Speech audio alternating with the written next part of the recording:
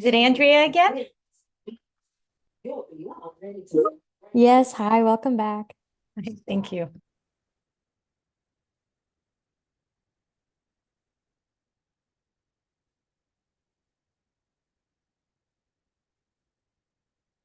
Go ahead and spotlight you again while we wait for the other two.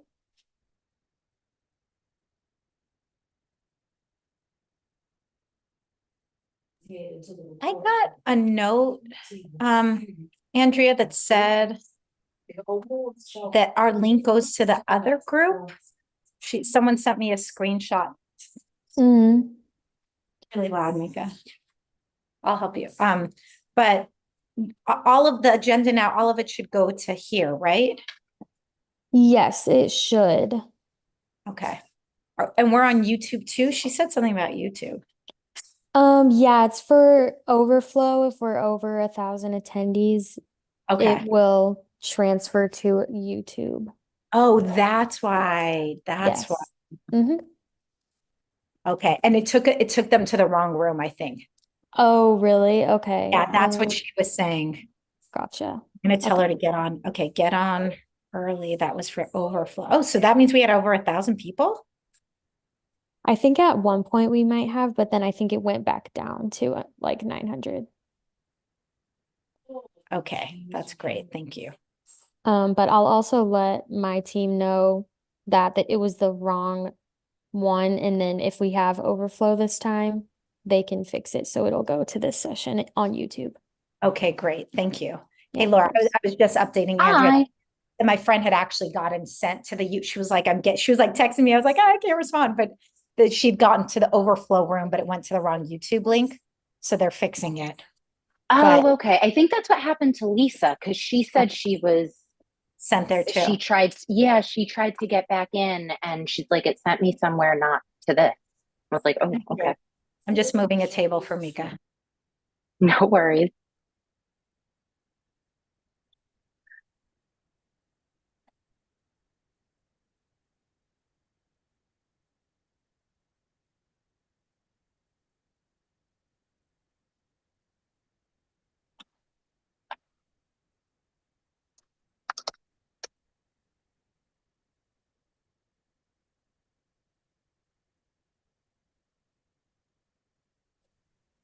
Okay. Hi, Right. Jackie. Hello. Welcome back, Hello. everyone.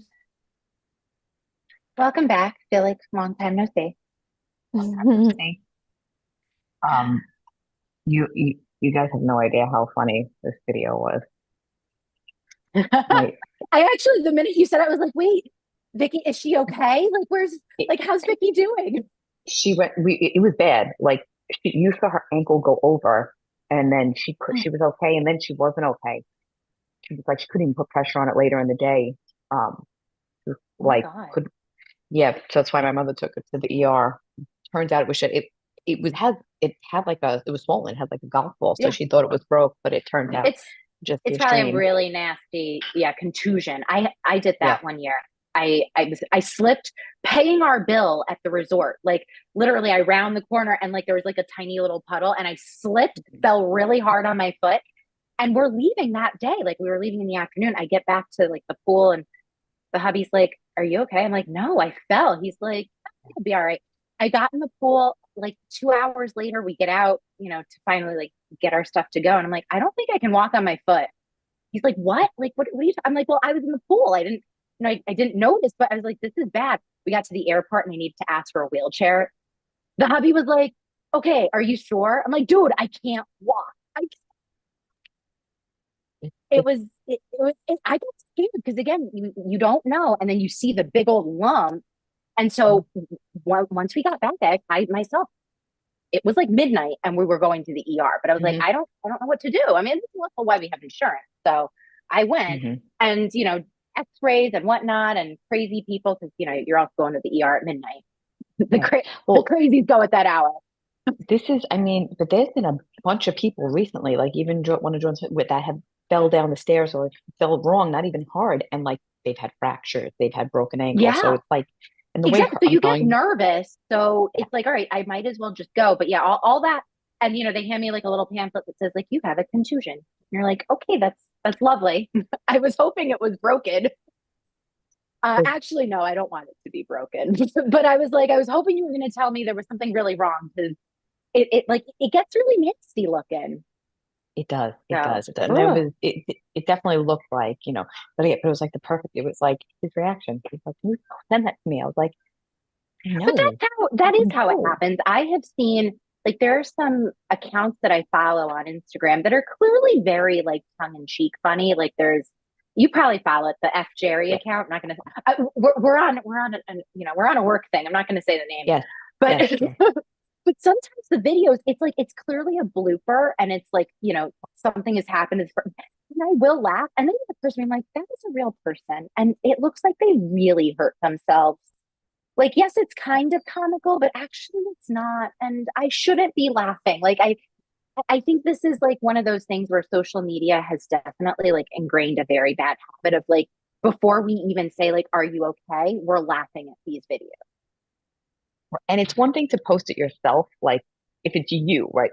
I fell. Yeah. I think it's funny. I post it, but it's a different thing for me to share somebody else's experience, funniest home videos. But it is true. It's that Sensitizes us. That's what it does. Because like, look, Jordan is already like, oh, it's funny to me, so I can show all these things, and it's like, whoa. Like you're missing that this is your aunt. It's a real person. Like, this is your aunt. She just fell. But let's not.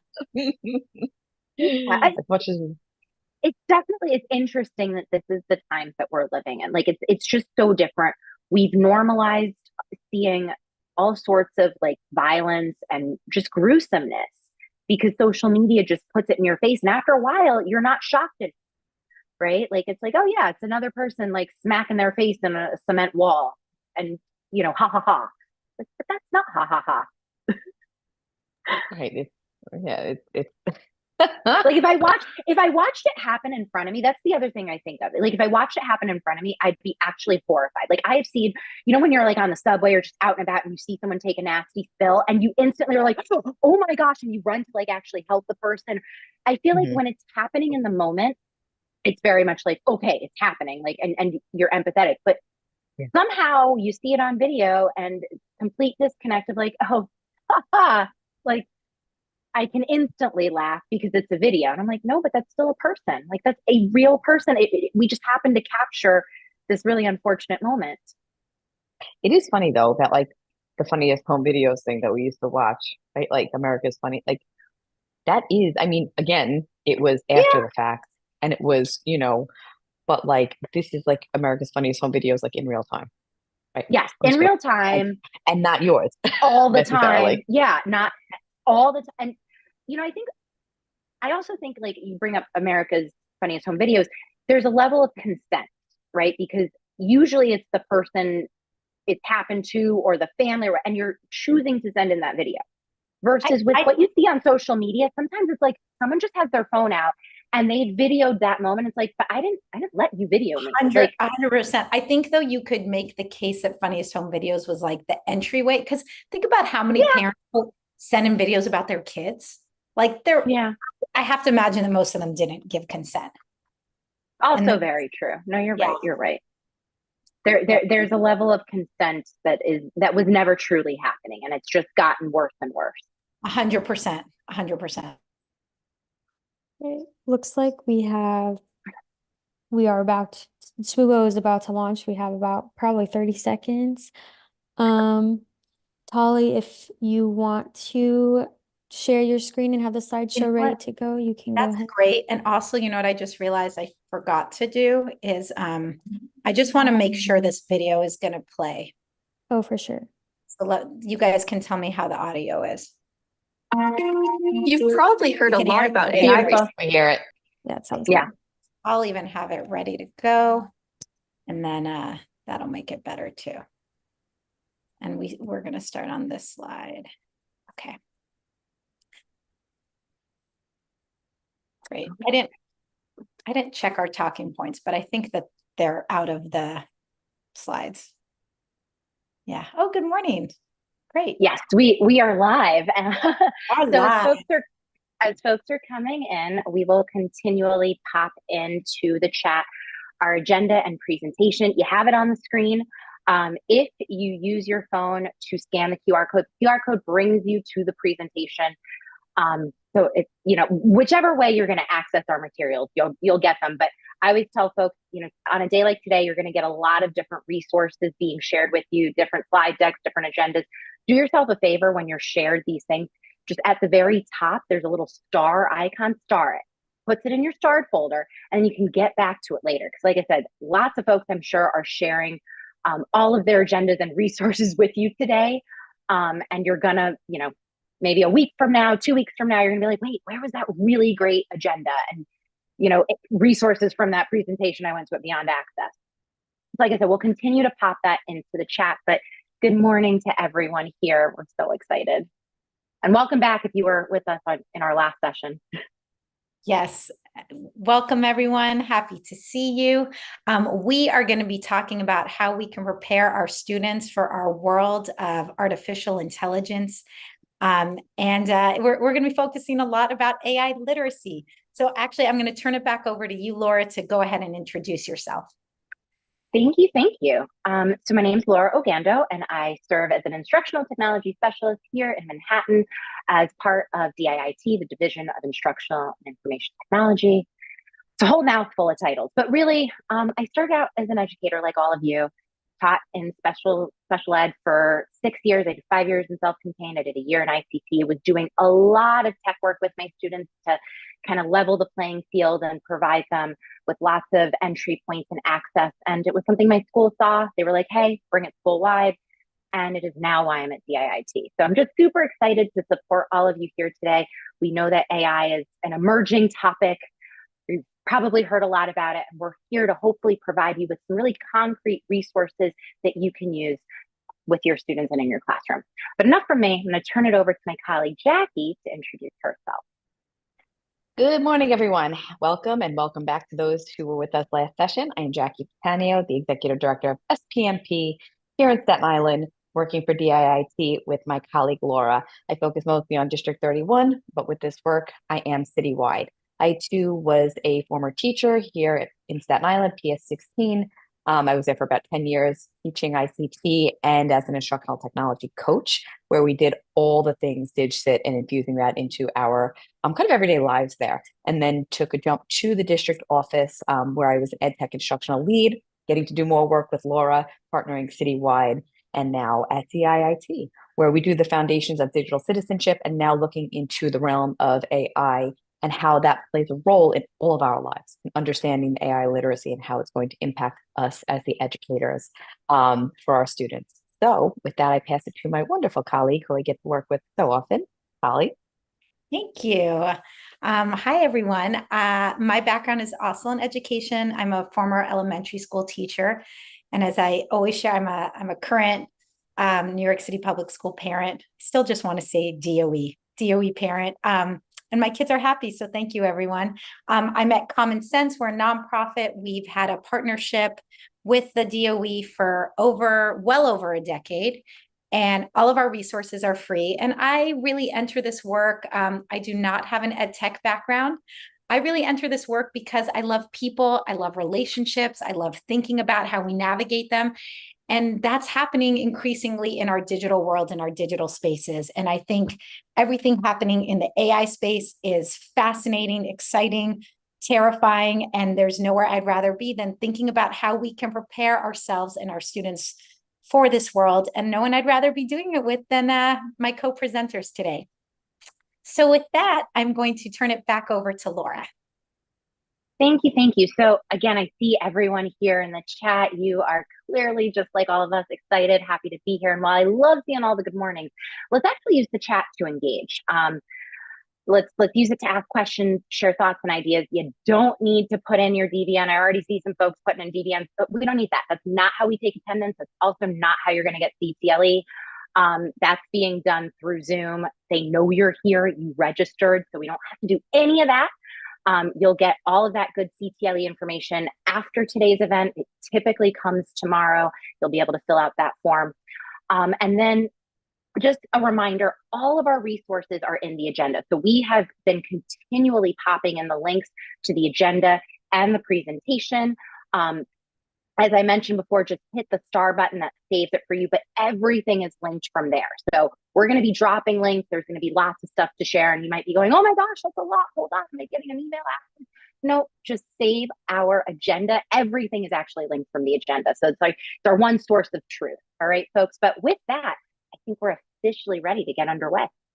All right, excellent. So even before we jump into our agenda, let's just share in the chat. Let's get those meaty discussions. What are you worried about and or excited about when you think about the world of artificial intelligence, generative AI? Oh, I hear people typing. Yes. What are you excited and worried about? And let me ask you, Jackie, what are you? I'm sure it's coming in really quick. Oh, also for people to know, I'm a terrible multitasker, so never be offended if I miss things in the chat. It is hard. Lauren, I have you covered, but I can tell you right now, cheating, fraud, plagiarism is one of the, I seeing that scroll up and down. Laura, you too? Yes. I mean, there's so much coming in, misinformation, cheating. It's going to take over everything. I just saw that quickly roll by. Loss of jobs. Yeah. Loss of control, like the sense of loss is coming up. Yeah. Jetsons. Lack of authenticity. Okay. Interesting. I saw someone say interesting. Students not learning, deep fake. Lack of creativity. Yeah. Plagiarism. I was waiting for the mass amounts of plagiarism to come through.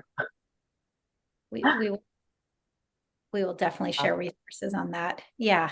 Any positives? I really only saw, I think, like the interesting one, but anyone else excited about stuff?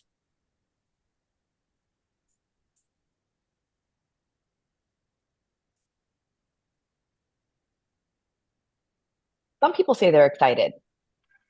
Okay. Okay. I think that's fine. I will also share that one of the reasons I love this work is I'm definitely more in the like worried camp. And so I like this work because it forces me to see all of the positives too, or I should say some of the positives.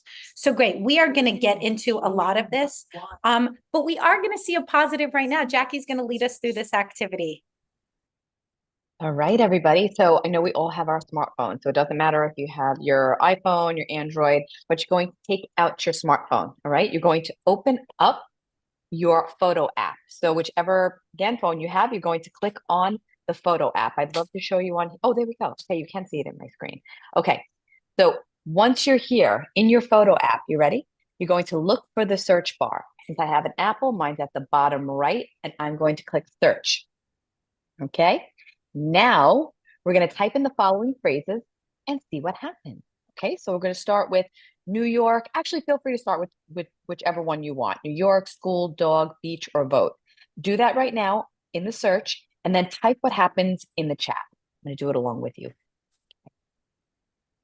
As people are doing this, I love this activity because it's AI in action. And this is something you could do. If any of you do, you know, parent or caregiver presentations, if you're doing any staff presentations. I have a colleague who said, you know, my mom doesn't know how AI works, and she did this activity.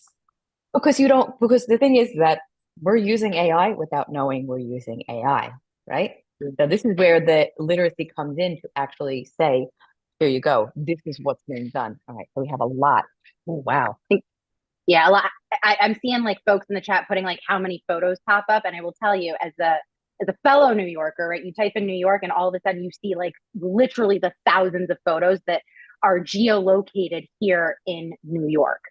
You might notice, and I'm seeing people put it like, you know, you only have 239 dog photos, you know, but you might have 9,428 New York photos like me.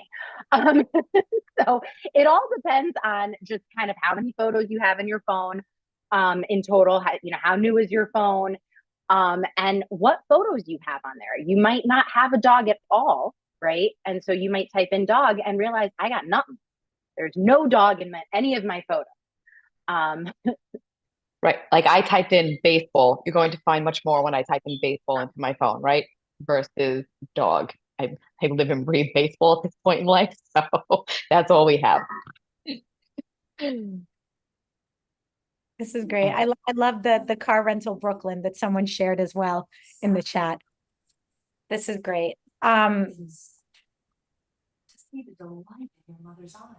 Okay. Yes, I love that. This is amazing. My photo notes are not lost in the roll. Yes, a lot of stuff. Jackie, anything you wanted to highlight additionally on this?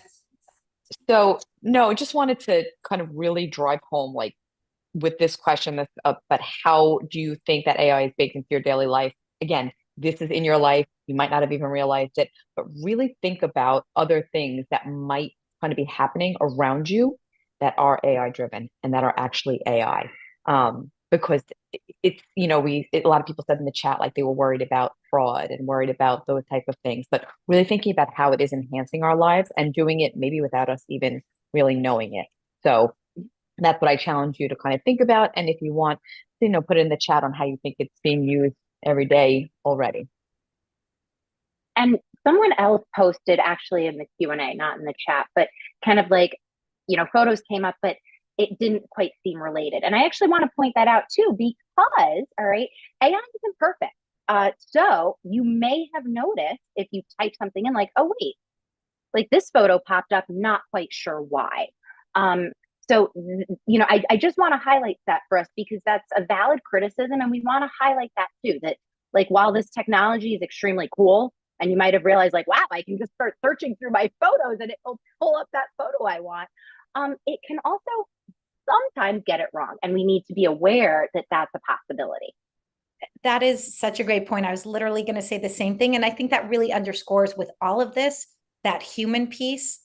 And when I start to go down to that, into the rabbit hole of it will replace us, it's like, we're always going to need judgment because the AI does not have the judgment. And we might touch on that more today, but please keep that in mind. So what we're going to kind of think through for our next, 30 or so minutes together is what actually is AI and AI literacy, and why is this so foundational? What role does digital citizenship play? And, sneak peek, digital citizenship is the foundation to AI literacy. And then really, how do you start to bring this back to your school and think about how to prepare your colleagues, yourselves, and your students? So, Laura, I'm going to turn it over to you to kind of talk through these next few. Absolutely. So we wanted to just kind of remind folks that this work is interdisciplinary. So you may be hearing about AI from the folks from Computer Science for All. We work closely with them. We work closely with library services. There's actually a lot of overlap. So we just wanted to share this with you because if you're wondering like where things fit in, you're hearing a lot of these words, it all kind of leads essentially to computer science, but we also think that like digital citizenship is the base, right? In order to do any work with technology, students need to understand the appropriate and responsible use of it, and they need to think through what it means, right, when they're using this technology, both from like that safety perspective, but also from that critical lens. That's where your digital citizenship. So it becomes your base, and then it feeds into all these other things. You have computer literacy, information technology, ed tech, and it all helps you become a computer scientist and do some of that computer science work. But remember, this is all connected and we are all supporting each other. So just want to be really clear about that because you're going to see a lot of PDs around this from our various offices, and we actually all talk to each other to make sure it's aligned.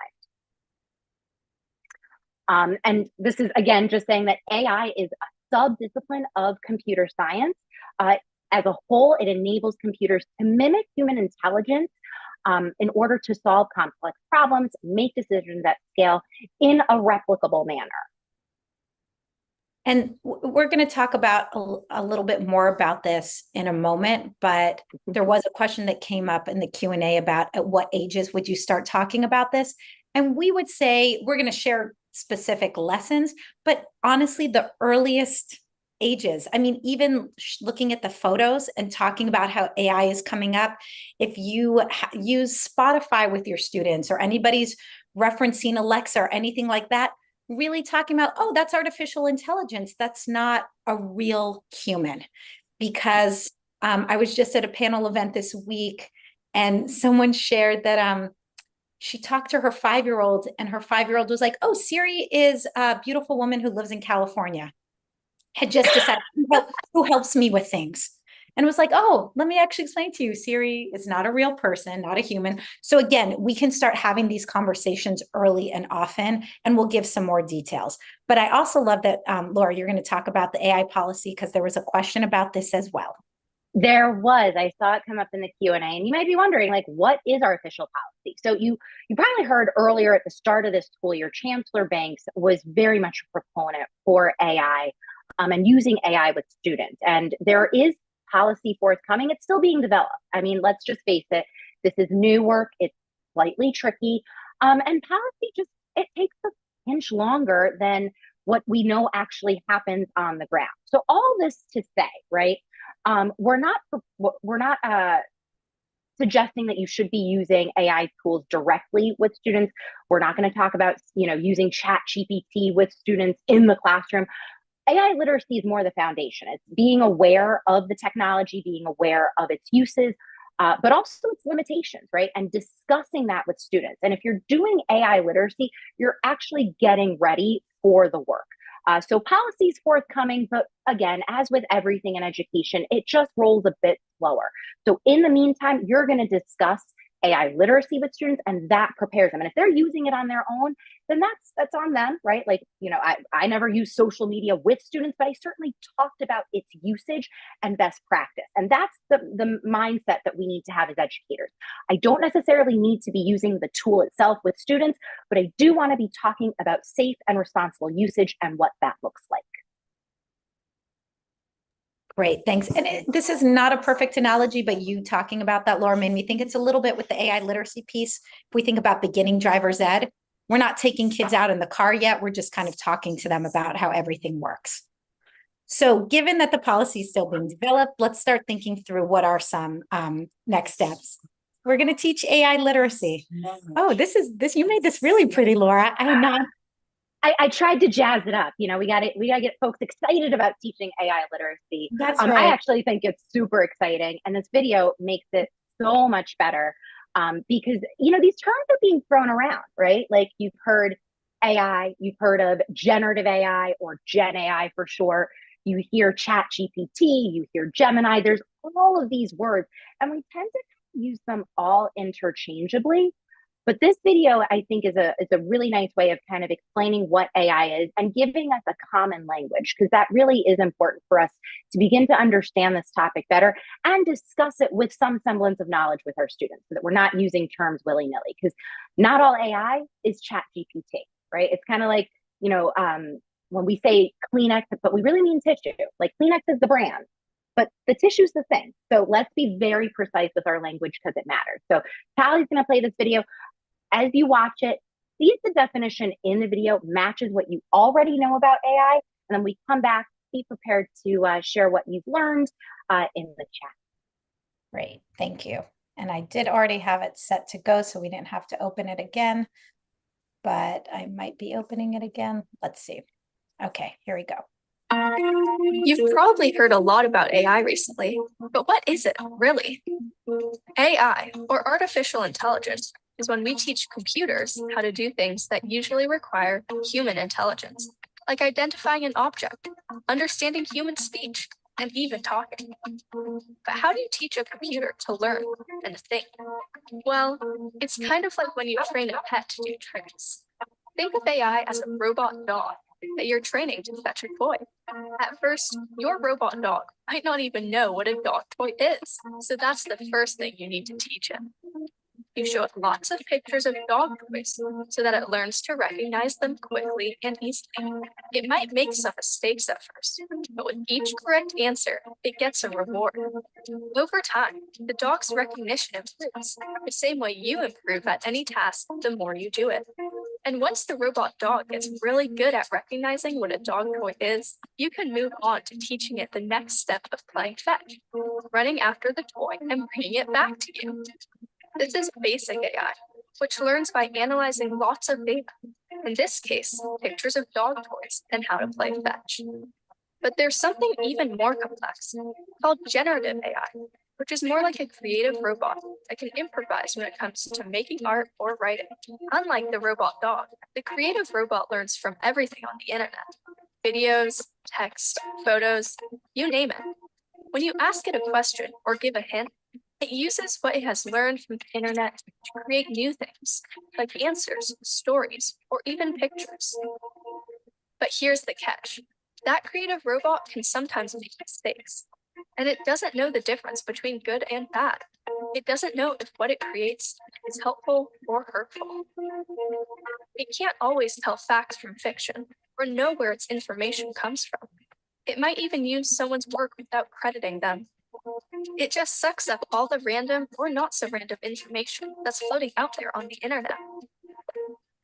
That's why we, as humans, have to think hard and be critical about the information we receive from AI. You have to know what it does well and what it doesn't do well. As we use generative AI in our lives, remember that we have to be smart and responsible with how we use it.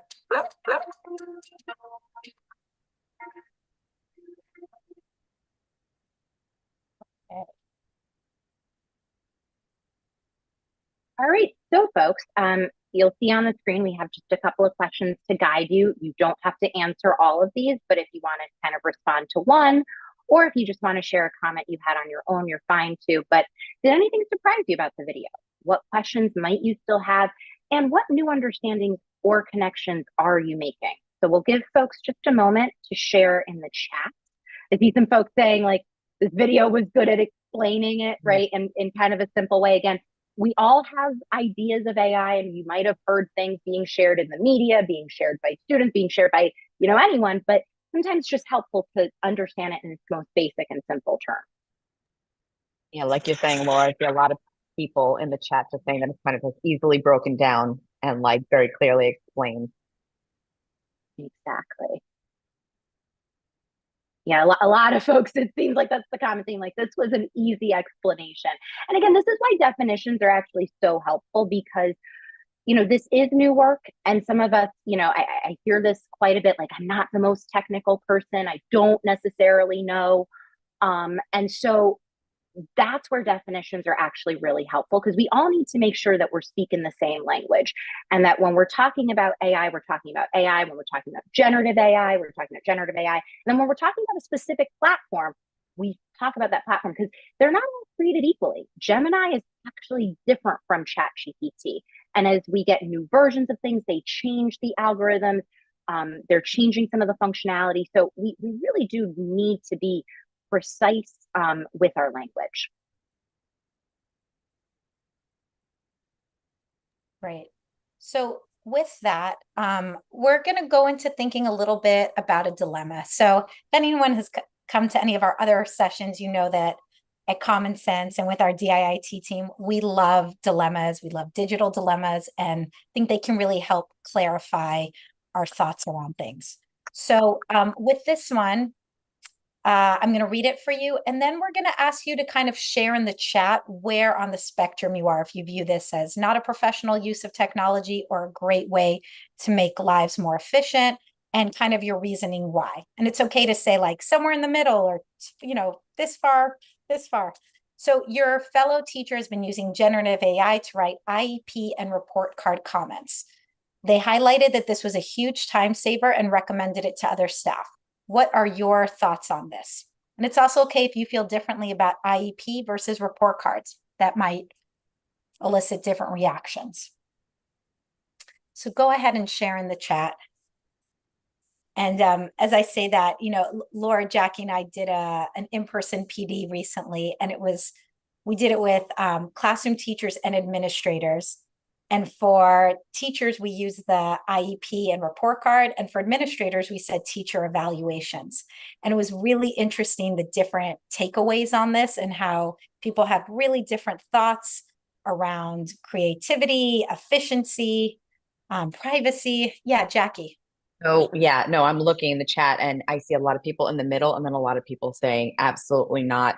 This needs to be personalized to a student, and it's unprofessional to be using any type of ChatGPT or AI to be writing IEPs, which actually, and to Holly's point, when we're thinking about IEPs, you really do have to be mindful of privacy. No names, no OSIS numbers, no emails, if you are using anything to help you. Private. And I'm seeing a lot of like undecided or folks kind of making caveats. And I think that's the important part of this, right? I said it in our last session, but very few things are black and white. Like, I think it's very hard to take like a hardline stance on either side completely. Like, I don't think it's fair to completely say it's not at all a professional use of technology. But I also think that like there are some caveats, because while it can make life more efficient, as Jackie was saying, if I start sharing that PII, right, OSIS numbers, student names, things like that, then I'm not being efficient, and I'm actually being quite dangerous with what I'm sharing. So there is some nuance, right? There is a way to do this in a way that is professional, but is also true to the fact that an IEP, right, is personalized. That's what the I is, right? It's an individualized education plan. So we want to make sure that we use it in a way that, you know, we're still meeting that individual need, but it can certainly zhuzh up and add to a report in a way that maybe we don't have the ability to. We as zhuzh a former things up, SPED right, teacher, Laura? yeah, that's my thing. I zhuzh it up, but I think as a former SPED teacher, like sometimes it's hard. You know, you get stumped. You have writing blocks. I know when I was in the classroom, I might date myself by saying this, but we use something called Goalbook. Goalbook, if you really think about it, was an early version of AI, because what you did was you found the student's level, like, you know, academically, like what grade level they were on, what subject area, and then you could find goals to insert into the IEP. Now, again, it was a generic, you would have to put in the percentage, you had to put in like all the details, but it was essentially giving me a framework in which to write a goal from, and a SMART goal, because sometimes, you know, you write these goals and it's like, that's not even a goal. Like, how are we achieving that? Like, that's great. You want the kid to sit still. That's not a goal. So, you know, I think there's a way to do this, but let's remind ourselves that this is not easy. These are tricky. And I think I saw some people put in the chat the brainstorming piece, which I think you're alluding to as well, Laura, where it can be that great brainstorming tool. But again, the final judgment really has to lie with us. I will say, with these types of dilemmas, we're not here to convince you one way or the other. It's more about how important it is to have these conversations. And as the DOE is figuring out policy, you know, as many school districts are and state governments, it really underscores the need for at least all the educators in a building to be on the same page. And so to have these conversations with your colleagues and to bring it back to your administration. We will say very clearly, though, which Jackie did say, is that no personally identifiable information can be put in. I think everyone's pretty clear on that. I think this last point here, do teachers need to inform students or parents and caregivers that they've used generative AI to create any content? Is that important to do? There's a lot of rich discussion about this as well. And I think we could literally spend a whole session just talking about that. So you can take a moment to share any thoughts on this in the chat, or just kind of quietly reflect to yourself. Or are there any other issues that we didn't bring up that you're like, hey, you should be considering this? Someone in the chat absolutely raised that, like, you know, what's the difference between a teacher doing this versus a student using it? You know, isn't it cheating? Right. You know, I think it's a little bit more nuanced than that. You know, in terms of being able to tell folks, you know, what you're using, how many of you have actively disclosed to your families, hey, I use spelling and grammar check? Or before, like, you know, all this AI stuff, like if you ever used Grammarly, did you tell people you used Grammarly? Because Grammarly has been around for quite some time. Grammarly was like a precursor to Chat GPT, if you think about it. It was always helping you make your writing just a bit better, a little bit more clear. And if you think about it, you know, like, isn't that a form of cheating? So again, this is why we say things are not quite black and white, right? Jackie just put that in the chat. It's not so cut and dry. I wish it were, but there's some nuance to this. So, you know, if I were writing for the New York Times, I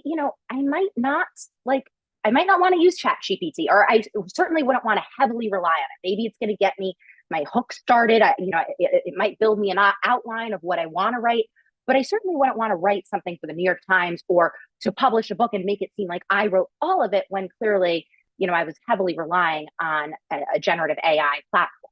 But if it's writing my emails, like, is that the same? Is email writing the same as writing for the Times or writing a book?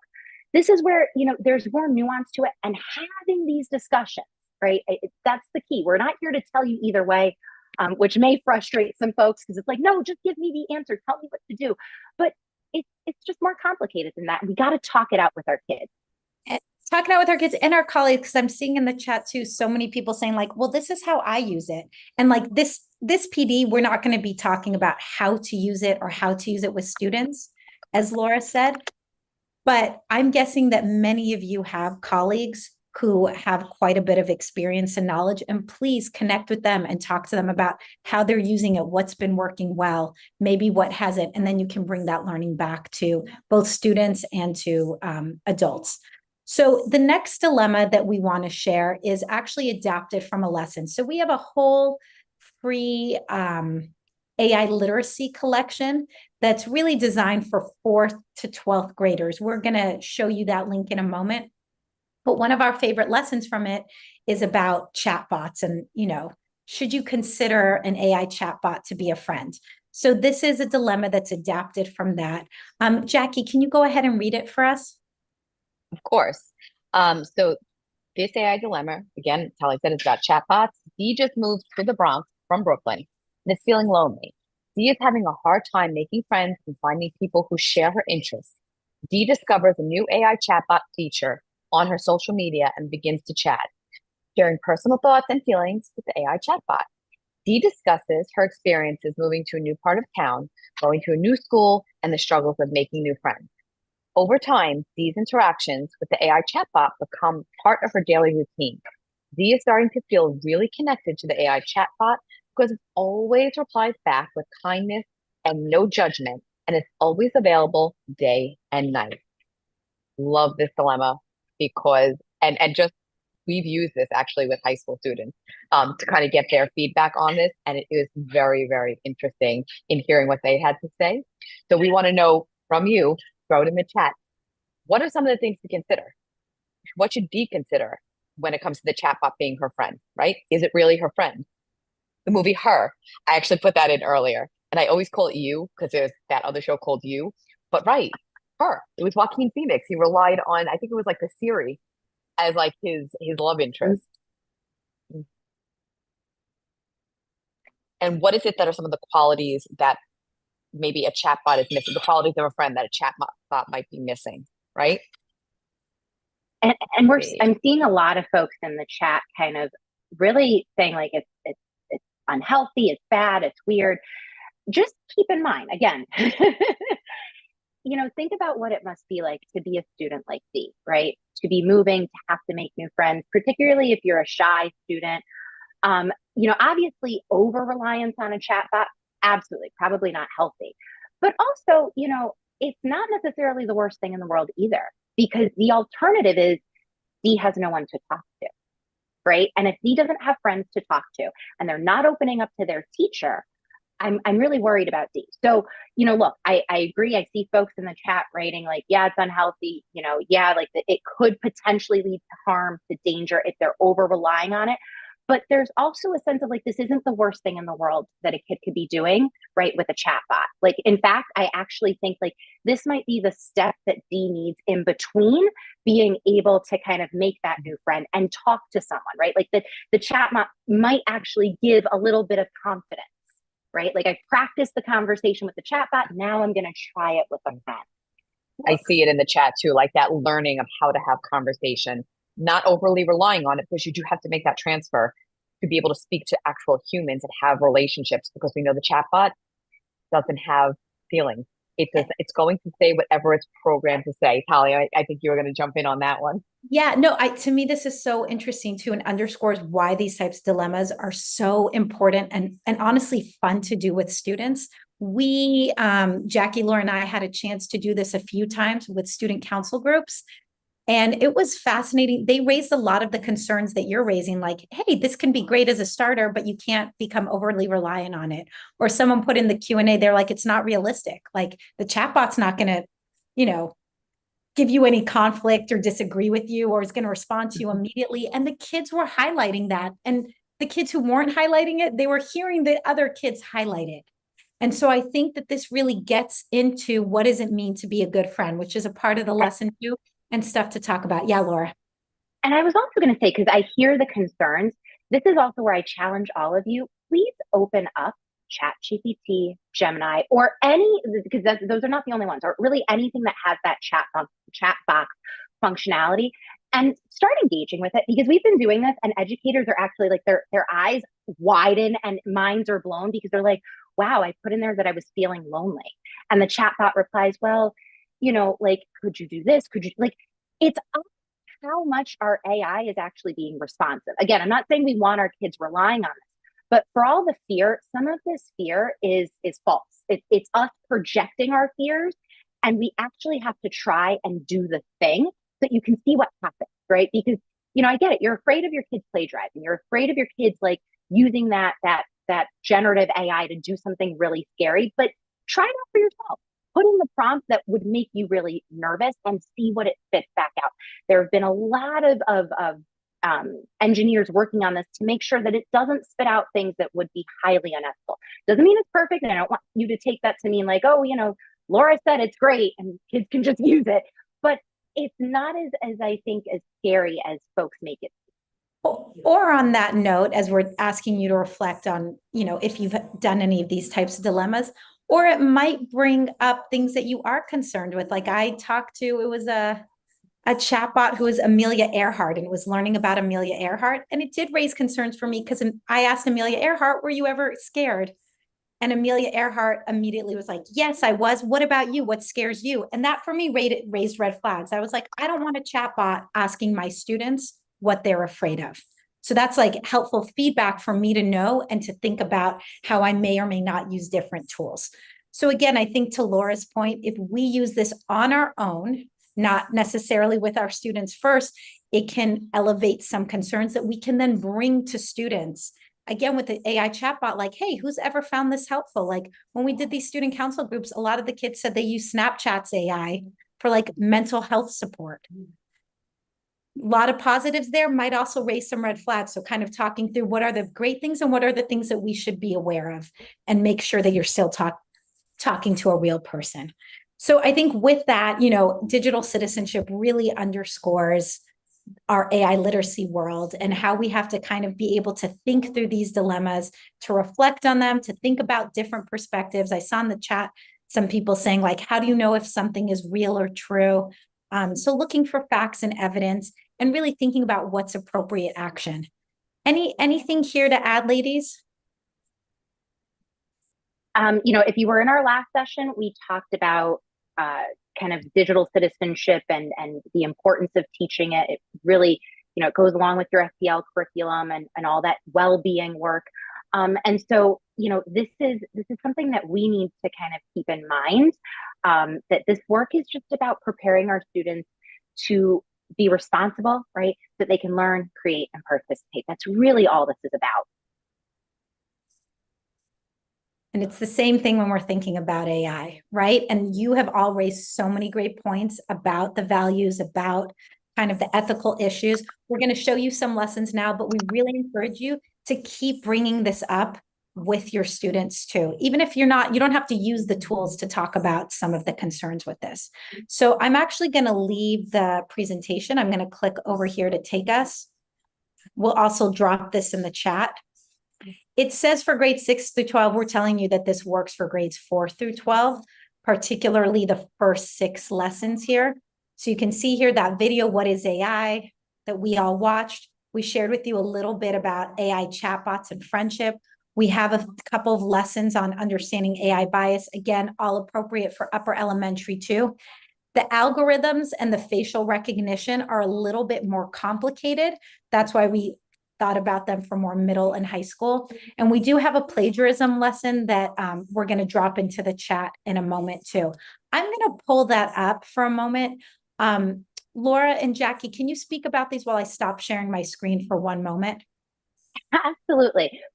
So as Callie was saying, these lessons really can be adapted. I responded to someone in the Q&A. You can actually use these lessons as low as 3rd grade. If you've got a really advanced 2nd grade class, even potentially our CS for All counterpart, Valerie Brock, actually was like, no, you can technically. So really, this is about exposing kids and having conversations. as Tally is going to show us some of these lessons, you're going to see it's not about using the thing, right? It's not about going on to Chat GPT. That's not what these lessons are about. It's about having these conversations, right? Talking about the ethics of using a chatbot to talk, talking about, is it plagiarism? Talking about like these conversations again. So the focus isn't so much on the usage, it's around these debates. And that's why this is actually really helpful. And I think when we talk about it and when we, discuss both the fears and the stuff that excites us, we actually get a deeper understanding of what it means to use AI. Because I really do believe there's so much misconception, and these lessons really help kind of demystify it. And I just wanted to say our AI literacy collection, these lessons are all 15 to 20 minutes. If you don't yet have a Common Sense account, you can register for free using your school's account. The plagiarism one, I want to show you where I put that. I put that in the agenda under the new lessons. We pulled it out separately because it's a longer lesson. It's a 50-minute lesson. You can break it up into different parts, but that's why we didn't put it directly into that collection. And you can register up here. So wanted to highlight that because that came up. Okay, we've got this. So now as we're wrapping up, we want to think about what are the immediate next steps. So we're hoping, we've had a lot of conversation, that everyone leaves today with one action, whether it's I'm going to share this video, I'm going to raise this conversation with my colleagues, with my administration, and we're going to also provide you some concrete next steps. Please share in the chat any ideas you have, or if you've already started having these conversations or teaching any of these lessons, any tips or strategies. So go ahead, Laura, can you tell us our next steps? Absolutely. So, if you were in our last session, this looks very similar because it's really the same process, right? You need to be having these conversations with your school leadership. It really is important to get on the same page because, again, as we showed you, the language is tricky, right? It's like we all want to talk the same thing, but we're speaking slightly different languages. So convene a team at your school. Get some folks in there from various parts of your school. We suggest folks like your your guidance counselor, your parent coordinator, get some teachers if you have instructional coaches, but assemble the folks that are kind of going to really lead this work. And then meet with your staff, have the conversation about how are we addressing AI? What lessons are we going to teach and who's going to teach them? Take that approach of divide and conquer, right? Because this isn't just an ELA thing. This isn't just for the librarians to teach. We're all contending with how this looks and what it means for our students and our classrooms and the work that we do with them. So make sure that everyone's on the same page. Hint, hint, Monday afternoon PD is a great time to, discuss it with the staff and really think about what this work is going to look like. And then the team should be setting goals and have a way to check in periodically, so that if you're really doing the work and what needs to be tweaked, what needs to be added, what has come up that maybe hasn't been addressed yet. But this is just a way to get started. And it's June, so let's face it, you're not doing any of this right now, but we're now in that forward planning part of the year. So this is a good time to sit with that community of folks in your school and decide what this work will look like in September. Absolutely, Jackie, a little light summer reading. This is great. So I hope we've answered many questions. Our email addresses are at the top here. Laura also just put in the chat a link to a Common Sense survey, put it in twice, which is great. It should take you less than a minute, honestly, if you don't mind filling that out. That helps us keep all of our resources free as a nonprofit organization and helps us make our PDs as helpful as possible. Really appreciate how active this chat was and all of the issues you brought up. We hope that some of you are able to come to some of our smaller PDs in the future or in-person ones, so we can really have more of a back and forth conversation, but this has been great. Thank you. Yes, thank you all. Remember, you're going to get all your CTLE separately, not here. You'll get the email. But again, thank you. We absolutely love that you took the time to come to our session. I just saw it scroll by, but if you're wanting more PD, it's the EdTech portal. I will drop that link. Give me 1 second. But if folks are unfamiliar with this, this is where we actually post all of our PDs. And there's actually a ton of PDs from other offices there as well. But if you are looking to get more, we constantly post in there. So absolutely check us out. But thank you. Hopefully you continue to have a wonderful day of learning. There are so many more amazing sessions. So thanks so much. And hopefully we will connect with you sometime soon.